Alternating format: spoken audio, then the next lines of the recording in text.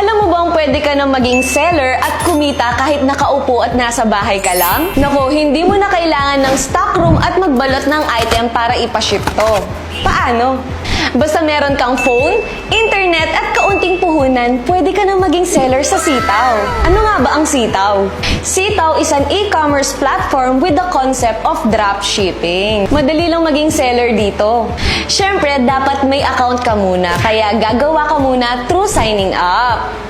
After mo mag-sign up, go to account, and then click, and be a seller. Isip ka ng shop name na ilalagay mo, and don't forget to put my referral code, their information requirement, click register your shop. And kapag nakapag-register ka na sa account mo, pwede ka na mag-start magbenta. Mamimili ka lang ng item na gusto mong ibenta dito sa product warehouse. Ang lahat ng ito ay pwede mong ilagay sa shop mo. Ang gagawin mo lang ay itatap mo lang lahat ng item na gusto mong ilagay at makikita mo na din ang mga price per item. After mong mamili, click batch publish and ilagay mo na ang mga gusto mong commission rate up to 7%.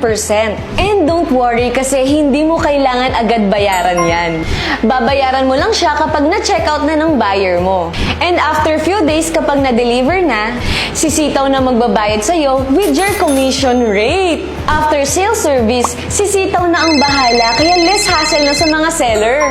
Kaya kung may extra time ka sa kakaupo, kakascroll ng mga video, why don't you start your business dito sa Sitaw at kumita kahit nasa bahay ka lang?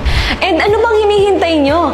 Be a seller and apply now! Again, don't forget to use my referral code para makapag-register kayo.